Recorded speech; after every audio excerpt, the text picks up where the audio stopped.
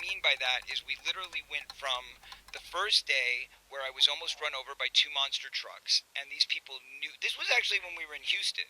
This is when we were in Houston, not for you, but when we were in Dallas for you. Yeah, we were on tour. Right, yeah. but while we were on tour in Houston, these giant monster trucks. Okay, so basically we were sitting in a lobby of a hotel where we had been, we'd been in the town doing our show, and we had done a charity benefit for the flood that had just happened there.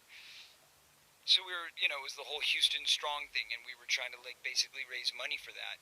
And so while we were there, like we did the appearance, the charity show, and the next night we were trying to get some dinner, and we're all sitting around the lobby, and we'd been waiting for an hour in this lobby, and we're in the middle of nowhere. And finally, like my wife got frustrated, and she's like, "I'm going to get food," and she kind of just storms off. We were and waiting for everybody, an Uber for like an hour. Yeah, waiting for an Uber.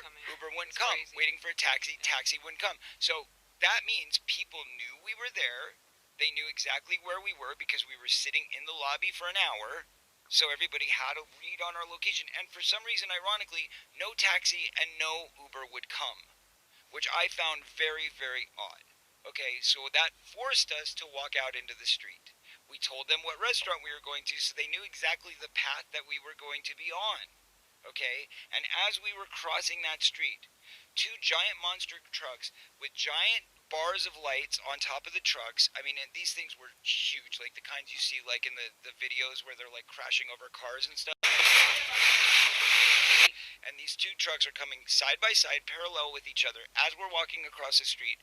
And when we left the sidewalk, they were still way far away. But we have 8 of us in a group, and we're all walking across. And as we get to the point where we're at the median, I look over, and I'm like, we've still got room, we're still good. My wife and her girlfriends, or the other girls in the band, I should say, got to the other side of the sidewalk safely. By the time they turned around, we were stuck between the two last lanes. Me and my security turn on a dime and look at these trucks coming directly at us. And at that moment, they definitely saw us, and we definitely saw them. Like, it's, when you're at that point crossing a street and you look at the driver, and the driver sees you, and they know they need to stop. But they, instead of like them slamming on their brakes, they both accelerated at the same time. Both of them. So literally, I was caught between two trucks, speeding at me at like 80 miles an hour. Well, I be damned. Just any trucks, but these giant things with stuff sticking out on every side. And somehow it was like, literally, and I'm not being like, mystical here or anything, but like truthfully, I felt something touch me and move my body in a way that is not human, because I was able to like go like the Matrix.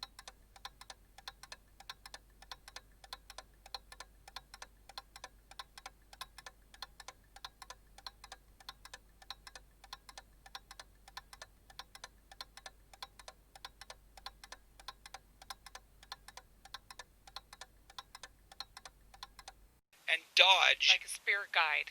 Right, like took my body and moved me, and like literally got me out of harm's way. And I don't know how it happened. She expected to turn around and see me splattered all over the place. Yeah, I just said a prayer. I'm like, either I'm gonna see one of two things. So I was very grateful. Right. He was okay. Yeah. Yeah, so I basically and Corey, dropped to my knees after that and said, "What I don't blame you. the hell just happened?" And then my whole, how they say your life flashes before you? Like, Yeah, I was just going to say right? that. But instead of it happening like right before it happened right after.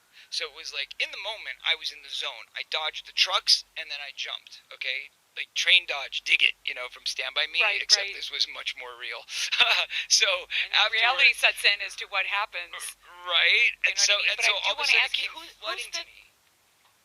What? yeah, who's the they, Corey? When you said they knew we were sitting there for an hour. Well, Who's meaning the the they? people at the hotel or whoever they might have been talking to. So meaning like Okay. people knew where we were. It wasn't like, Got we're just randomly crossing a street and just randomly 2 cars drove by. It was like, we're in the middle of nowhere, there's no traffic, there's nobody around, and we're sitting in this lobby for an hour. So it would have been very easy for somebody to call somebody else and go, "Hey, I've got Corey Feldman and his crew sitting right here, what do you want us to do about it?" Right.